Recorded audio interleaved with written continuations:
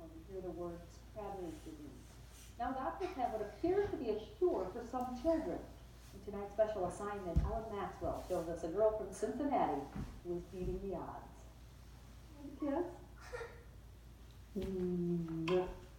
Gina Ruggieri is a 3-year-old who was born with the same disease as Hunter Kelly, a disease that used to always mean a death sentence and an average life expectancy of less than 2 years.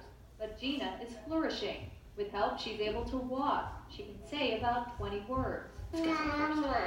She eats whatever she wants, and she's in preschool with other kids her age. Where's your kissy face? Where's your happy face?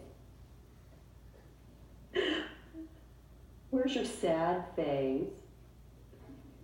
In the past, parents of Krabbe's children were forced to sit back and watch their seemingly healthy babies slowly lose control of their abilities to function. Children are born looking normally, but within the first few months of life, they develop symptoms that people confuse with colic or reflux. What do you think?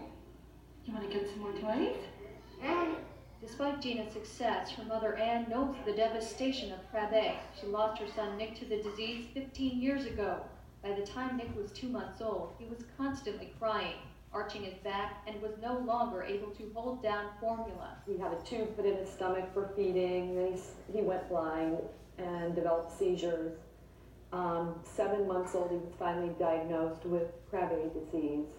And by then, the disease had progressed pretty much, and we were told he probably wouldn't live, past his first birthday.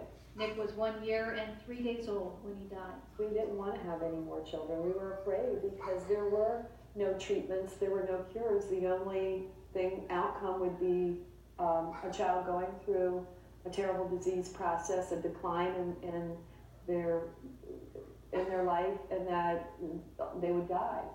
10 years later, Anne's older son Philip decided to research Krabbe's disease for a high school report. They learned online that doctors at Duke University were performing bone marrow transplants on infants with Krabbe, and they were having a great deal of success saving the children. Then Anne found out she was pregnant with Gina. She and her husband knew they had a 25% chance that Gina would be born with Krabbe, but they tried to be optimistic. They had her tested for the disease right after she was born. She tested positive. I just hung up the phone and got down on my hands and knees and just said, "Why, Gina? Why, Gina?"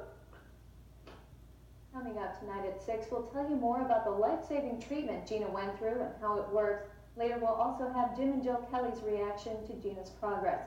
Lisa, the catch with this treatment is it has to be done when they're just a few weeks or months old. And how do you know to test your child? Who tests the child? That's the bittersweet part of it. You have to have a child who had this disease before, and in that case, you usually don't catch it soon enough. To know that the both parents are carriers. Okay, excellent. Up next, lawyers show their softer side. They came through in a big way for the annual Have a Heart food drive. We'll be right back.